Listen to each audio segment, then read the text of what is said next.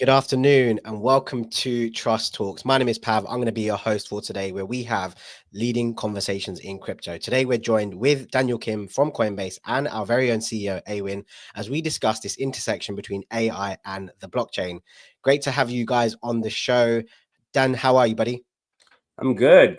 Thanks for having me. Yeah, pleasure to have you. And Awin, great to have you back as well. We get to have you join a couple of times in the season, and I really do enjoy our conversations. How are you doing here today? Yeah, doing great. We're having a holiday here in the UAE, but it's always great to be with the public. Amazing. Well, look, it's a really, really exciting time to have this conversation. We've seen a lot happening, especially with the growth of AI. We were having a chat just offline, and a pleasure to have Dan join us today. So Dan, give us an introduction to yourself. Awin does not need one. She's been with us a few times on the show, and we'll get straight into the conversation about how we're seeing this intersection of AI and the blockchain. And then slightly more niche is, self-custody and its role within that. And we're going to be discussing wallets and what you guys are building at the developer platform as well. And of course, what we're working on at Trust Wallet. So Dan, over to you. Well, yeah, no, super excited about the conversation. I am the VP of Business Development here at Coinbase. Specifically, I work with the Coinbase developer platform on all go-to-market motions and partnerships for our developer products. So I work with a lot of developers. And one of the reasons we're leaning into AI is we just see a very interesting opportunity at the intersection of AI and crypto. And that's one of the big initiatives for us this year. Amazing. And Awin, we've had a few conversations about AI. We're speaking about that within internal comms at Trust Wallet as well. Let's start with your views on this collision and how much growth we're seeing in this sector at the moment. Tell me your thoughts when someone mentions AI and the blockchain to you. What are the first few things that come to your mind, and what's getting you ticking in the brain up there? Is that for me? Sorry, that's for Awin. Oh, sorry. I would love to get your Dan's thoughts first. Okay, let's go for it, Dan, please. Yeah. No, no. I guess I set myself up for that one. One of the things that we've noticed is just how smart and how fast AI has gotten to be a lot more intelligent. And it was like a really, really big step function change, I think, over the past 6 to 9 months. So we were just kind of looking at all the cool things they were doing and just super impressed. But one of the things that just kept bothering us is, gosh, why can't agents do that one thing that would just make everything complete, which is buy things or sell things? Yeah. And the irony being, blockchain and crypto are just perfect solutions for that, because both crypto and AI speak a common language, machine language, programming languages. So for us, that was like a really big opportunity for us to lean into, because we're good at payments, we're good at stable coins, we have a network that could facilitate all of the above. And for us, it was about bridging AI and crypto, and that's one of the things that we did with Agent Kit, which I'm sure we'll talk about later today. But that's really the excitement for us is, they're kind of like a brother and a sister that grew up not knowing each other, that they were related, and then all of a sudden they just found each other and thought, wait a minute, maybe we can do something together, and that's what we're really investing in here at Coinbase. I love how you simplified that, because it's a really easy way to think about it, right? You've got these two languages, they're native, they make sense. And one of the things that always comes to my mind just before we head to Awin in this is that barrier to entry to operate on chain isn't easy. And we've discussed that on the show a few times. And, making that simple, whether it's a buy, a swap, a bridge, these things that are native to on-chain users, but not necessarily easy for someone coming on for the first time, and it really solves that. It's like this massive problem which is staring us in the face, and now you have these two languages or these two siblings that have never met, and it makes it really exciting, because you've got an incredible amount of tech on both sides, but a really unique way to bring them together. Awin, what are your thoughts when we mention AI and the blockchain? I was gonna joke about AI concept meme coins trading performances, but I know that we're a show about to go beyond that, right? And potentially to substantiate it, if that's the vibe and the momentum. I see there were two aspects about AI and blockchain. The first one is decentralized data access for AI. That the blockchain can be a quite important infrastructure layers for it, and the data sovereignty potentially going into the future, how the contributions or attributions of the data that contributes to AI's continuous improvements and get the potential rewards as a return of it. I think blockchain can play a significantly important role for that as an infra. The second piece is quite similar to what Dan was talking about, is blockchain's best adoption is in the finance industry. And then crypto, I was thinking about the blockchain and crypto space. Are we building the future financial system for just AI? Because everything is on chain, everything's connected. Supposedly, it's an open ecosystem that it's going to break down a lot of the gated barriers in the traditional system that you wouldn't be able to allow the access. Then we're working so hard. And then there's the kind of philosophically dooming aspect, is that if we're so decentralized that humans cannot coordinate, then maybe only machine can coordinate. Then this is ultimately going to be a system that enables the AIs. But on the positive side is that hopefully things will get more automated and efficient, and maybe free up humans on a lot of those decision makings so that we can do more interesting stuff. And then that comes down to what Dan was talking about, is the payment side, is that what's the authority to be able to allow the AIs to do executions on behalf of the humans. I think that there are a lot of the explorations on the protocol layers or standards layer. I see different projects that are really building in that direction, including Coinbase. So curious to hear more in that direction too. Yeah, I think one of the key themes that you both mentioned there, and again, I always bring it back to, the projects that are making it simple and easy to have people come on chain or to operate within this ecosystem are the ones that are going to do well. And the larger projects are always doing that. They're always looking at how are we going to simplify this, whether from a data perspective, an activity perspective, operating on chain.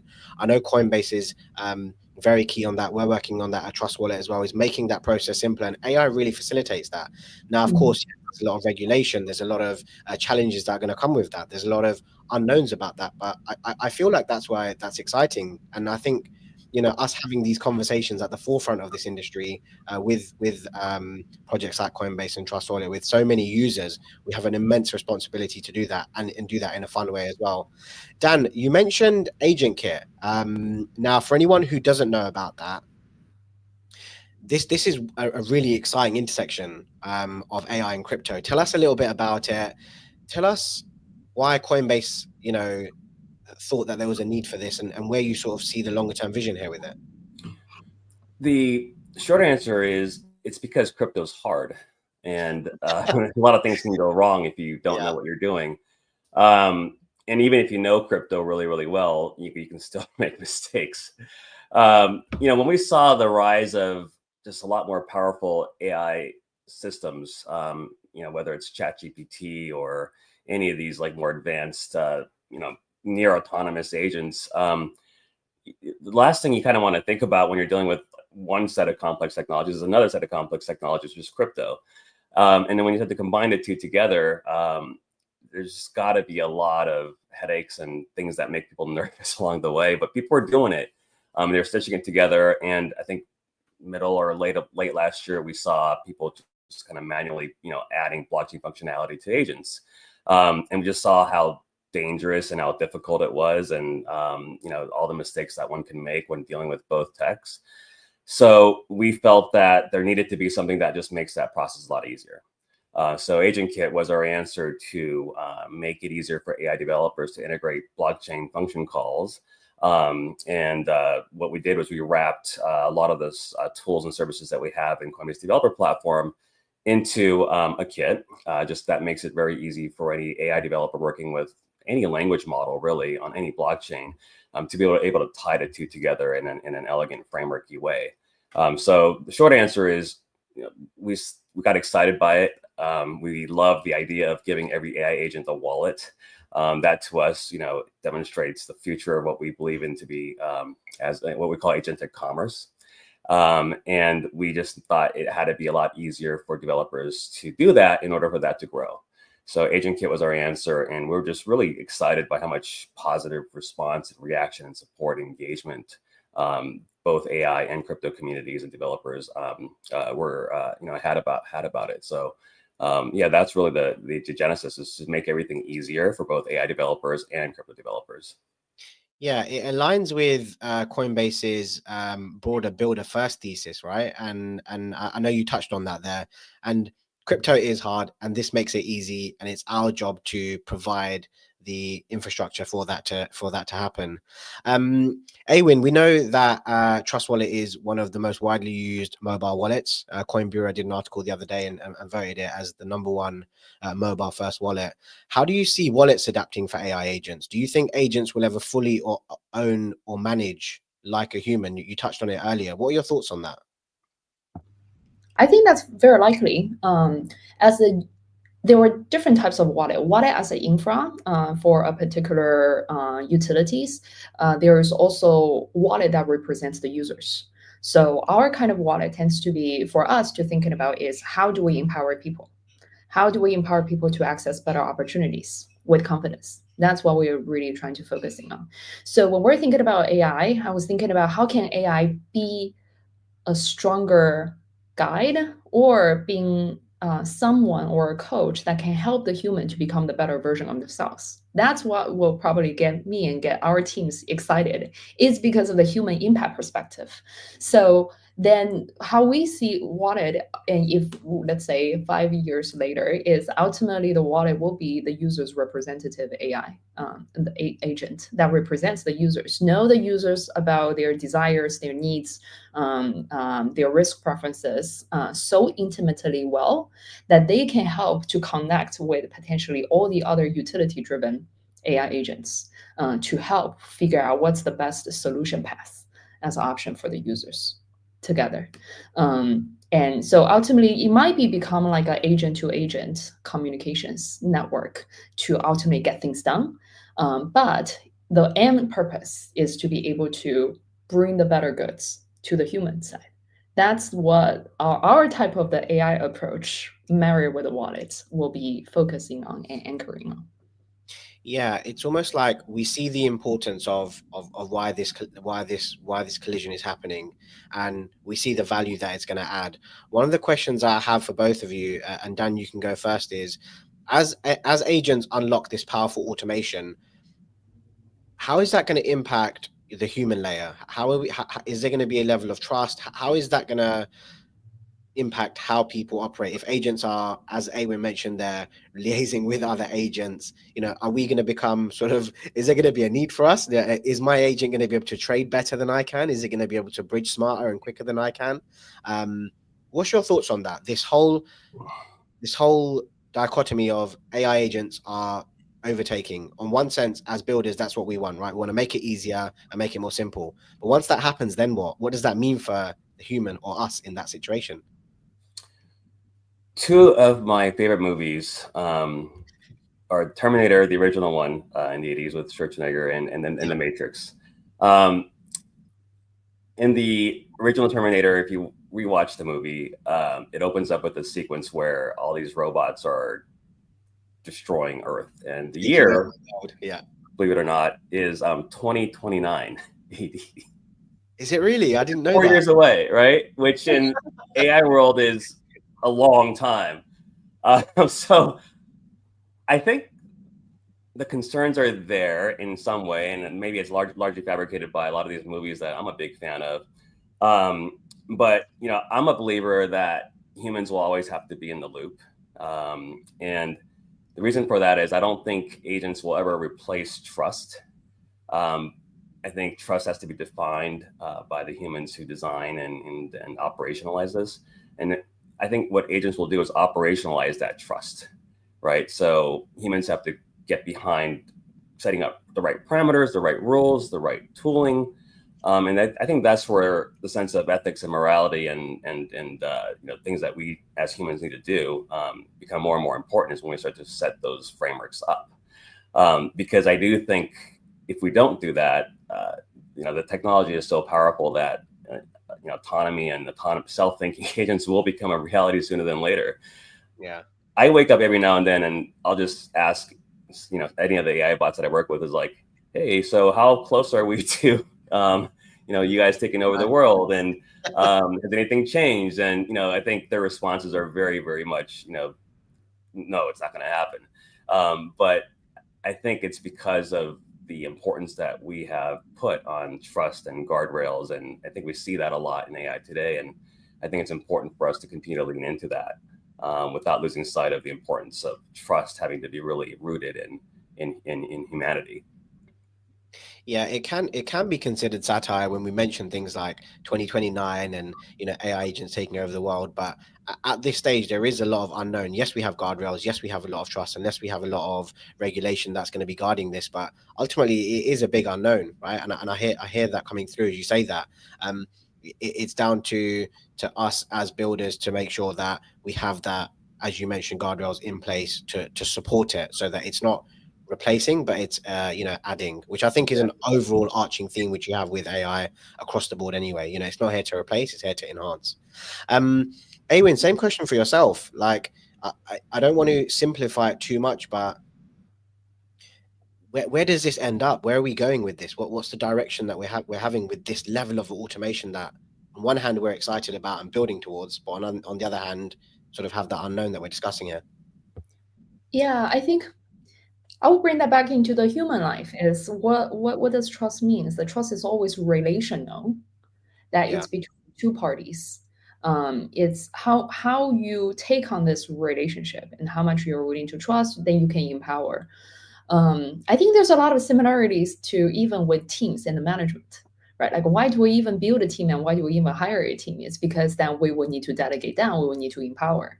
Right. The empower means that you have to give rooms and freedom for the other side to make the decision within a certain scope. And then when I hire teams, of course, I wanted to hire people better than I am so that the ultimate results are better, right? Like, if I'm hiring someone that's worse in finance to be the chief financial officer, then the whole situation is gonna only downhill. I think maybe we can see AI in the same way, is that they can probably become much better and smarter from the intelligence level as a teammate. But then it still doesn't minimize or diminish the role of the decision maker when the humans are in that positions.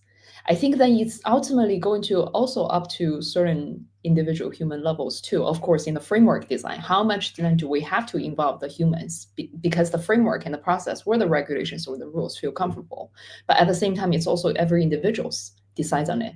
At some point, sometimes we trust the technology more than humans. Like, how much do you trust your GPS when you're following the route, or you'll be like, no, I think I should turn in this way. I think most of the times I probably trust my GPS more nowadays. It really happen in that way too, is that we find that with a certain scope, the certain motivation, once as much as that we feel that we're aligned with the machines, with the AIs, then they can probably execute and provide the solutions and make the decision in that specific scope better than we do.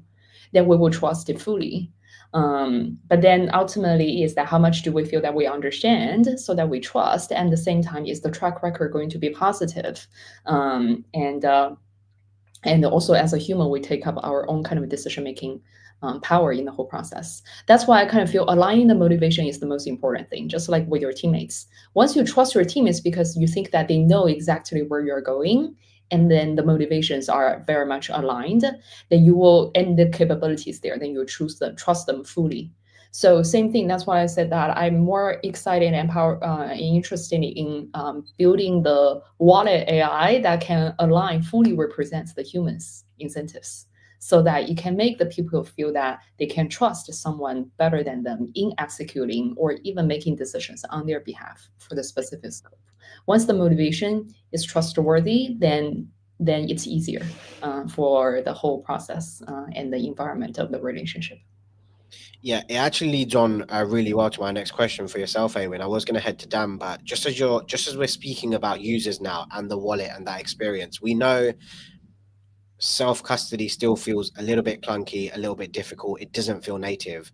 How are you thinking about reducing friction while still keeping the power in the user's hands from the wallet perspective and the self-custody angle? Yeah, I think the key question here is what ultimately is the most important thing that users need to be in control. And then around that's the principal thing to not sacrifice, then everything else you can optimize. So from the crypto and blockchain perspective, I think we probably think that the ultimate ownership lies in that the users will always have an option in control of their assets or their identity or their data. as a principal layer. It probably can be done better in an easier way, but the users can always have the ultimate veto rights to be able to access, to be able to change and make modification. So based on that principle, then we can say that, hey, key management, we're like, here's your key, like your key, you control your own assets. But then how to have the right key format is one of the biggest roadblocks that we're overcoming. And there are lots of solutions right now, whether that's passkey, different degrees of semi-custody solutions, or there are different ways of sharding the keys. I think different products will have their different takes. We will have our own takes as well. But that also goes back to the same principle is, does users have the freedom and feel in control and have the veto power whenever that they wanted to get access to it? So key management will be that level, chain abstraction, gas experiences will be there. And I think once we solve those three, we will get to a Web2 UX experiences that everybody was dreaming about for a long time. But I think that in this year or two, that our industry is basically there, including ourselves, really trying to get that done. Yeah, it's an incredible summary with the three that you mentioned there. And with, I think we're sort of 206 million downloads at the moment. It's really refreshing. I haven't heard you speak about that as well. So it is really exciting when we're having these conversations. Dan, I wanted to bring you in here from the developer side. I know obviously you're working with the developer platform, and CDP is doubling down on developers right now. And you know, we're seeing self-custody by design. You've said that we're building for the next million devs, not just the next million users. What does that mean practically? How are you thinking about that? What it means is that crypto is still hard after all these years, and it's hard to enter the space. If you think it's hard for users, it's also very hard for developers. Depending on which report you look at, I think there's anywhere from 30,000 to 90,000 Web3 developers, on-chain developers. But then you compare that to how many Web2 normal non-Web3 developers are out there. I think it's like 10 million plus, right? So why is that? It's a hard thing to learn. You got to learn new languages, you got to learn new tools. And then when you start getting into wallets, it's even harder, right? In terms of like having to develop and build and maintain them. So what we mean by, you know, getting to 1 million developers is two things. Number one, the obvious is, okay, we need a lot of builders in order to make a lot of apps, and we need a lot of apps in order to get more users, right? So it's that creating that flywheel. But to get to that 1 million devs, we got to lower the barriers to entry into development. We got to make crypto easier to understand and to use. We got to make it less scary. We got to make maintenance a lot more simple. We got to boil things down to, you know, a few lines of code. Just like how we talk about abstracting away the complexities of crypto for users, we got to do the same for developers, especially if we want more to build, and especially if we want more to build and lead with creative ideas. That's one of the things that's super exciting for us about AI is it simplifies everything for a lot of people, such that building and creating becomes more of a product of your imagination and like how you want to change the world versus, you know, how much code you know or what languages you know. And to me, that democratization is probably one of the most exciting things about the convergence of AI and crypto. Not only does it become easier to use, but it becomes easier to build. And that's one of the things that CDP is really focused on, is making it really, really simple for developers to do complex blockchain interactions so that they can focus on creating products versus learning technologies. And that's why it's such an exciting conversation. We have Awin on one hand, who's really looking at the user and how to make that user experience easier with the support of AI, and then from the developer platform, how it makes, you know, that whole building and growing in the space easy as well. And at some point, both of these are going to align. Are you guys focusing on the user experience at the Coinbase developer wallet? Talk me through that. Yeah, so on the developer side, we are not, so, you know, we're not developing front-end wallets, right? We're developing back-end wallets, server wallets, tools that developers can use to create wallets for agents, for example, right? So I think the lens that we use is a little bit different than what a consumer wallet would be focused on. Although we do have, you know, Coinbase Wallet and wallets that the base team uses. But the principles are still the same. You know, can we make these our wallet API, for example? We just released a new wallet called CDP Wallets that you know, manages all your keys for you, right, in a trusted execution environment. You know, how do we make that super simple for developers so that they don't need to worry about all the complexities of managing that infrastructure. Just like you want a user to not worry about seed phrases, we don't want developers to worry about where to store them or private keys, right? So that's really our primary focus right now is making things super simple for developers to build very complex, powerful tools, and then really having the power and reputation of the Coinbase brand to give them that comfort that that the security and the performance is going to be there. Amazing. And yeah, it's really exciting to see how that unfolds, as we see, especially in the coming months. I know you guys have quite a few announcements that are coming out. I've seen a question for the both of you, and we'll go to Dan first, just as you finish there. Wallets used to be apps. Now they're sort of evolving into platforms. What's one thing builders don't understand about designing for wallet native experiences that you've seen? I think a lot of builders still don't understand the fact that wallets do more than just show balances and sign for things.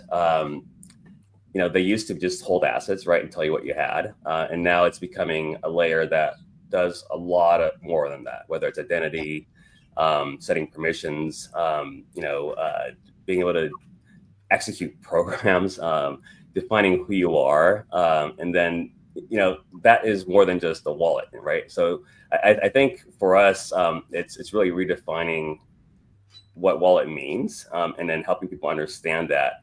It's unfortunate that we in crypto call it a wallet. So that's kind of what we've done to ourselves. I think the word account might be a lot better. But the responsibility that we have in educating new builders and developers is to show them that a wallet can do a lot more, but more importantly, make it easier for them to actually deploy it, because it isn't easy unless you know what you're doing. Yeah, and same question for yourself, Awen. Yeah. Especially from the wallet perspective as a platform, at Trust Wallet, you can do so much more than check your account balance. What's one thing builders don't understand about designing for wallet native experiences? Yeah, I think a lot of people thought wallet seems to be easy to build. Once you build it, you realize there's so much into it. That's why dance teams are building the infra for the developers. But the basic triangle framework, I think, for any wallet builder experience or anybody that touches the wallet as a component in their experiences, they have to balance between security, simplicity, and user and controls. Between those three. And the key question, I do think that, especially in our Web3 and crypto space, which Web2 doesn't need to wrestle with, is what is the degree of the user autonomy that you're going to give in your own context?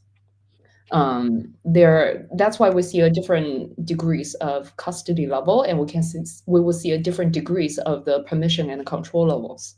And I think that's going to be one of the core questions that the developers have to figure out in their own context. As for us, then we try to always err on the side of giving users the autonomy and the controls, because that's where the empowerment ultimately come into be. But of course, it bears the harder part is then how to bring about that level of easiness and simplicity to feel seamless. So that will be our challenges if we're trying to tackle on self-custody aspects. But that's the battle that we choose to do as an offering to users. Yeah, I mean, we've discussed sort of like the importance. We've discussed the simplicity that it creates.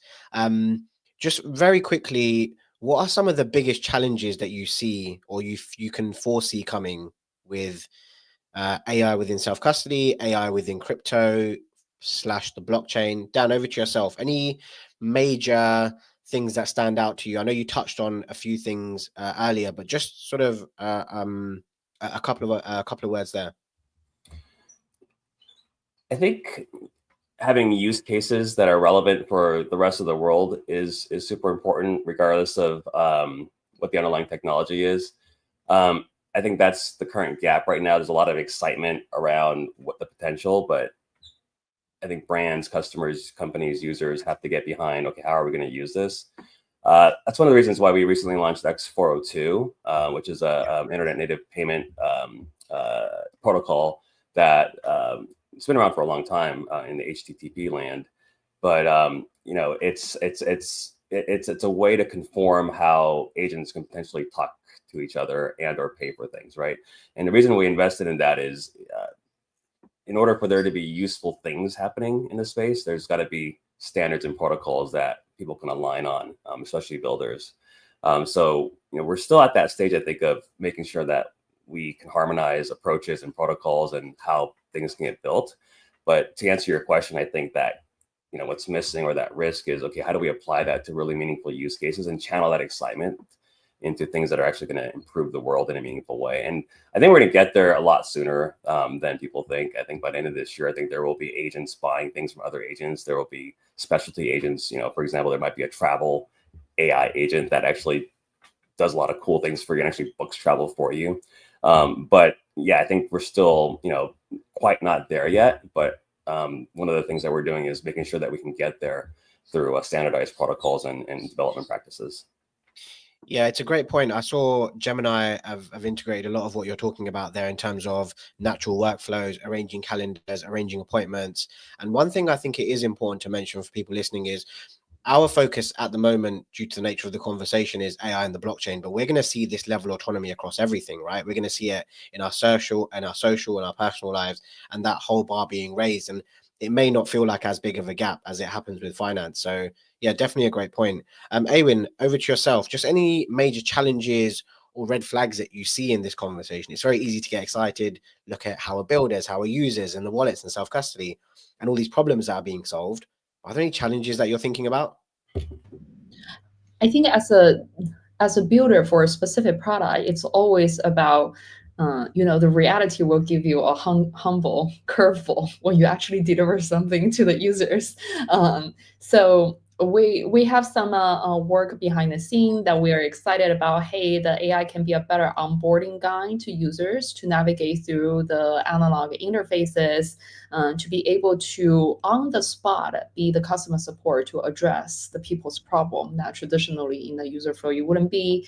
And then there could be AI can be the best market intern research analyst at your hand, right? And then give you all the information for you to make the decisions and ultimately be able to present some of the potential solutions. Those are all exciting things. I think for us is that as we're kind of testing, even internally at smaller scale, the biggest question is how this cannot be just a very marginal useless thing that users doesn't really adopt. And then there has to be a lot of very careful design, rolling it out, testing it, and iterating it.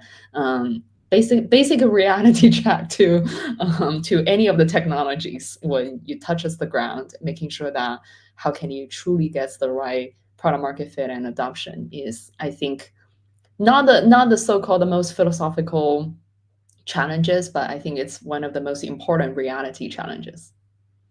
It's true. It's all well and good saying let's have this and let's make it easier, but is there going to be a product market fit? Is everyone going to use it? Is it going to be of value?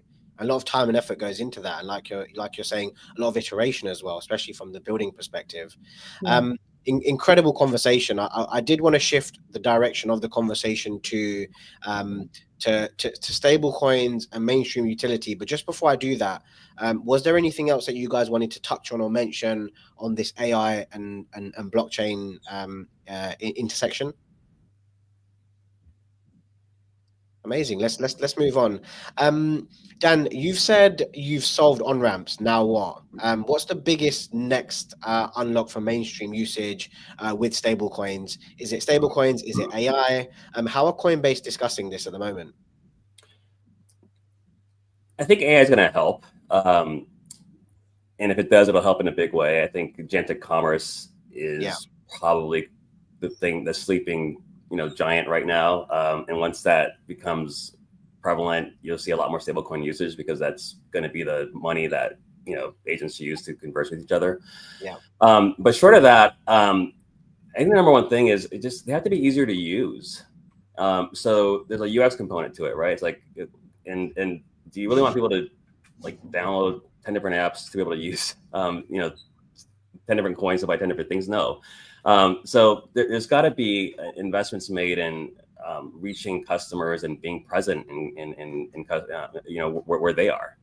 All right. So just being part of people's lives in terms of the tools that they use is probably the first challenge. And the second challenge is increasing the places where you can use stable coins. I think remittances and store of value and DeFi are all proven use cases for stablecoins. But now it's going down to, hey, could I go buy a cup of coffee with this, or could I go book travel with this? And we're starting to see more and more solutions that solve for that.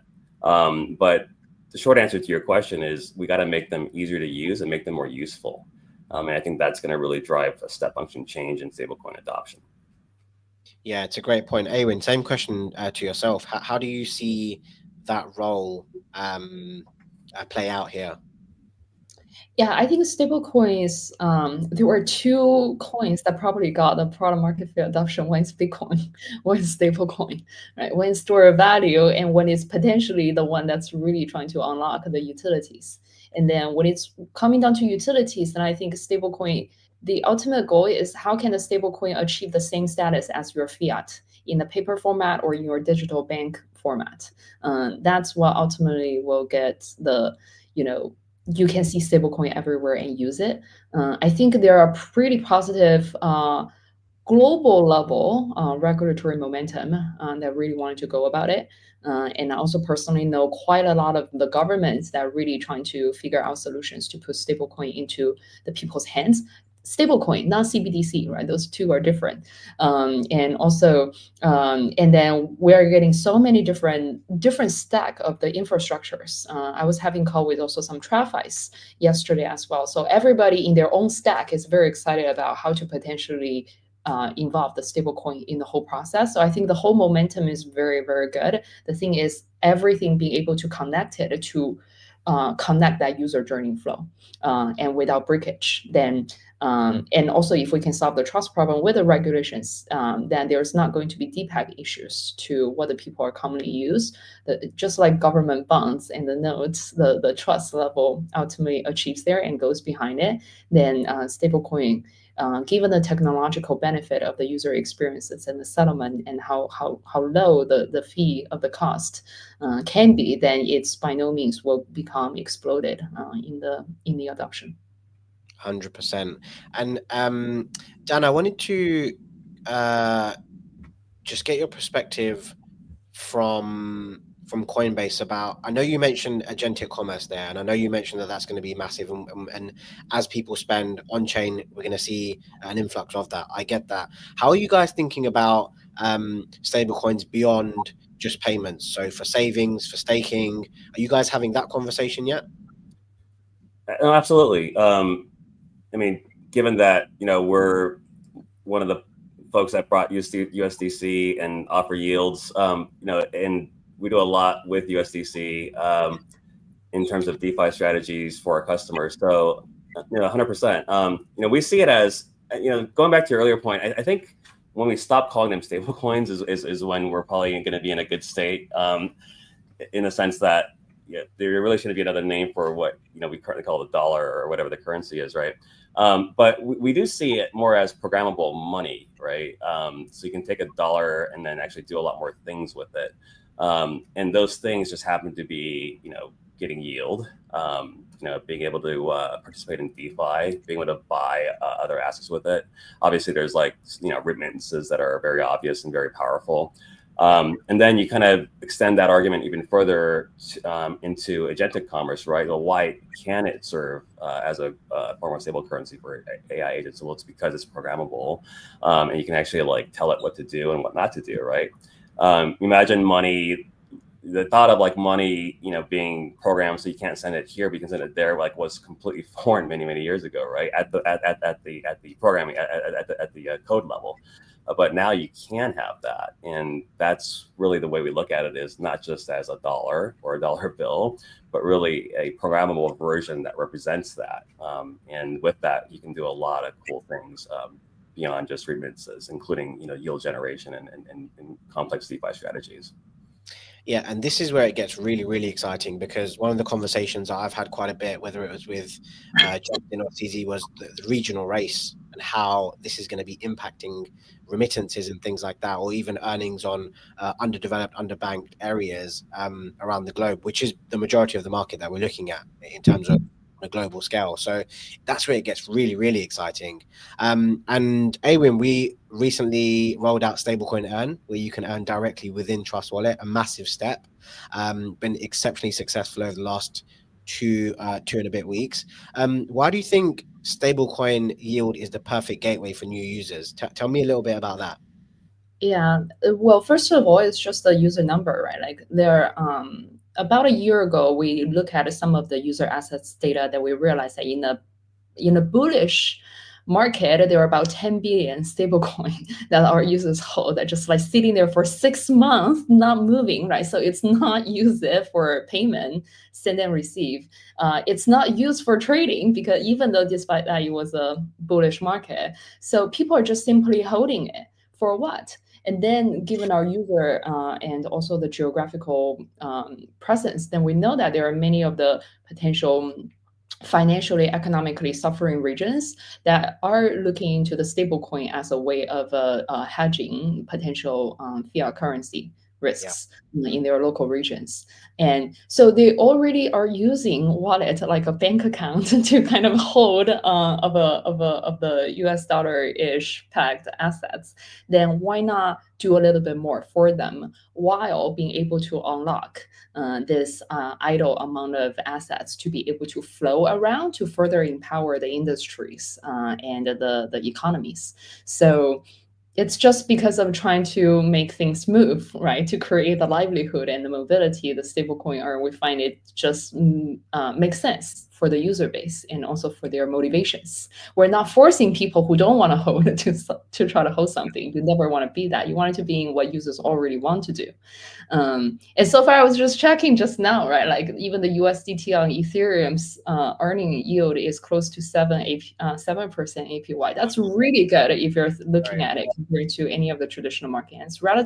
It's relatively safe. So it truly gives people an opportunity to be able to preserve their assets better, be able to achieve their own passive, holding goals for their assets move better. And surprisingly, when we're launching for the past 2 to 3 weeks, I think in one day we passed the crypto.com's total TVL account, and then we're still higher than some of the hardware wallets, which I would assume the majority of the holding assets, idle assets, will be holding. But I was surprised to see that even hot wallet users like us are very proactive with it. So I think that that's just proving that once you provide utilities and values to people, and then you give them a good risk control over it, you will bring livelihood to both the assets and the users that participate in it. And why not let the stablecoin flow so that there could be more liquidities either in the markets or in some of the economic activities. Yeah, just on some of that TVL, I think within 10 days it was over 10 million and exceeded 20 million thereafter.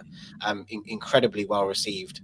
And those are all small retail, right? That's the key and interesting thing. Those are not like a real movement if you wanted to get a volume scheme, but it actually means individual people's life they are potentially being affected by it. And I think that's even more exciting than the volumes number per se. I couldn't agree more.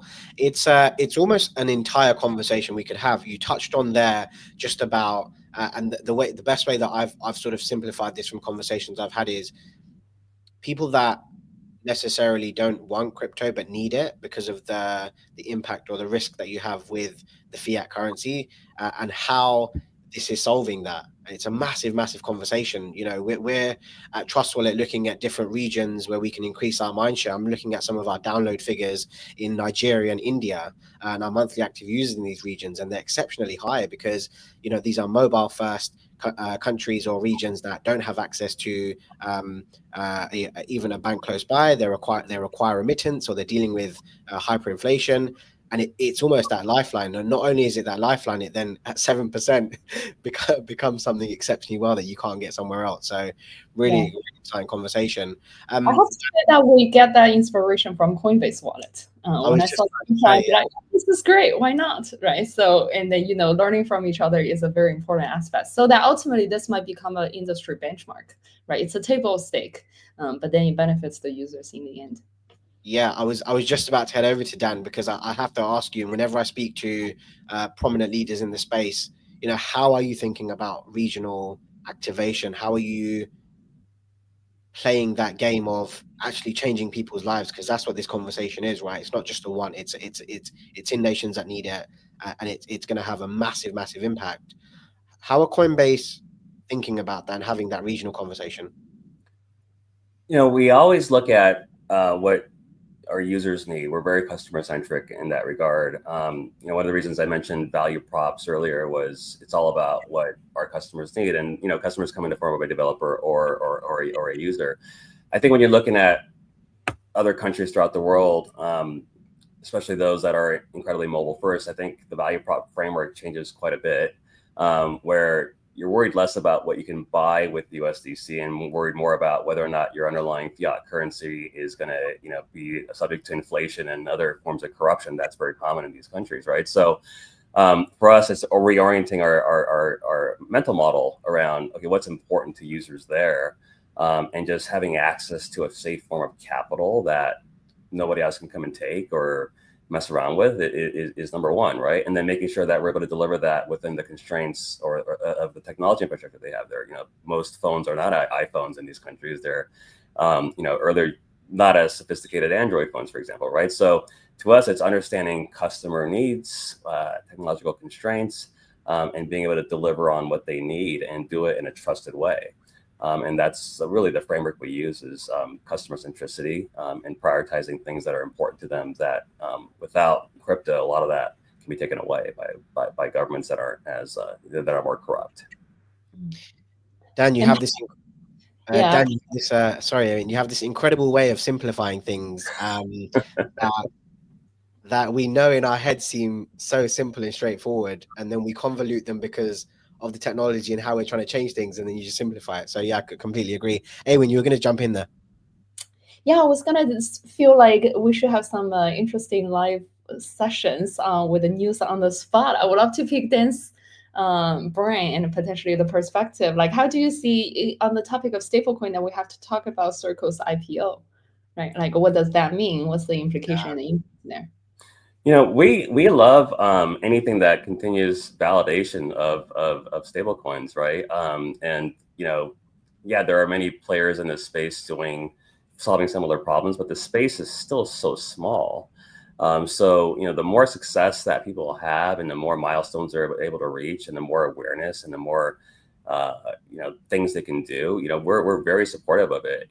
We're very good partners with Circle, and we just think that events like this can be very, very exciting for not just for the crypto industry, but for the broader financial ecosystem. So super excited by all the positive momentum that we're seeing in the space.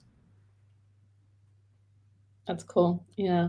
I kind of feel that Coinbase family and Circles are leading the way for crypto industries to go through the route of IPOs and trailblazing that. I think that's actually very, very good optimism that can give it to the whole industry space, especially when sometimes people kind of feel like, oh, you have to have a token for liquidity or as an exit, right? And then there is still paths to build true value propositions and have another way of graduation.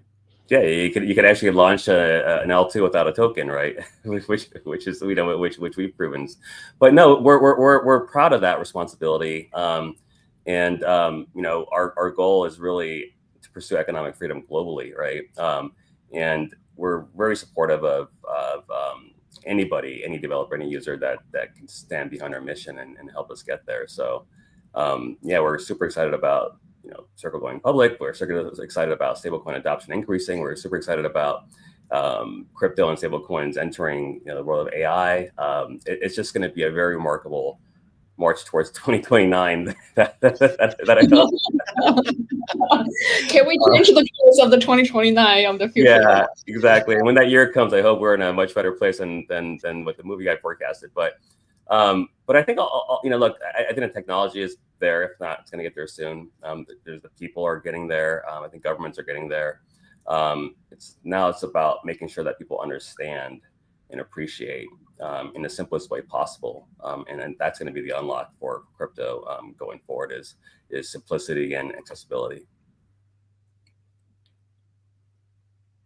Great. Great points. Really enjoyed having you on, both of you guys. It's been a really great conversation.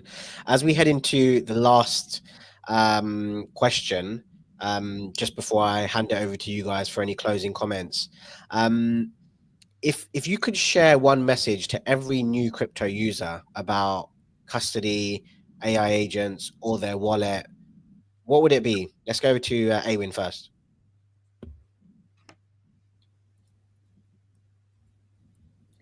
I think it's going to be learn to be human. This is a little bit abstract, but I think sometimes in the face of technological development, sometimes we outsource a lot of the human responsibilities to machines. And then I think in those moments, then this is what people are afraid of, is that we could be slave to something else. And I think the principles of self-custody ultimately is that make sure that you are in control and then you take ownership, the extreme ownership of it. So I think once we know the humans' extreme ownership of, we can better delegate and work and collaborate with the machines, AIs, cryptos, all the other things around. So I think in the future age of maybe a fully internet native and on-chain native metaverse world, it will be even more important to know how to stand on our feet to be human. Amazing. And Dan, over to you just before we head out. Well, the one message, look, every AI agent will need a wallet, but just make sure it's a wallet that you trust. Make sure that's your wallet, because the moment that agents get unleashed and can start acting on your behalf and spending money, control is going to be everything. Custody is going to be everything. So you got to control the wallet, you got to control the agent, and then they can control your life. And I think that's where Awen's talking about the importance of humanity here, right? It's like, if you don't have that element, then you're going to not understand the importance of why it's important, why agents need trusted wallets. Amazing. Thank you. And I just wanted to give it over to you guys just for any closing comments, if you have any in the last minute or so. Well, this has been a fantastic conversation. I learned a lot. Thanks, Kim. It's only parting words I'll have is, I think agentic commerce is something that I encourage everyone to look into and participating in. I think it's going to come very quickly, and I think it's going to be the moment that really transforms crypto and stablecoins into mainstream. Is what agentic commerce can do for humans, and that's the difference this time. Is it's going to be for everybody and not just for those in crypto. Amazing. Really fantastic conversation. I haven't enjoyed a conversation like this in ages. So I wanted to say a special thank you to Dan to coming from over Coinbase and developer platform, and yourself, Awin. It's a pleasure to have you back on the show. So thank you guys. And thank you to everyone who tuned in. It's been a great conversation, and we are here leading conversations with the biggest builders in the space. I'm very proud of that. So thank you to everyone who tuned in, the Trust Wallet family who tune in every week, and to everyone else listening. Have an amazing rest of your day, and thank you guys. Take care. Thanks.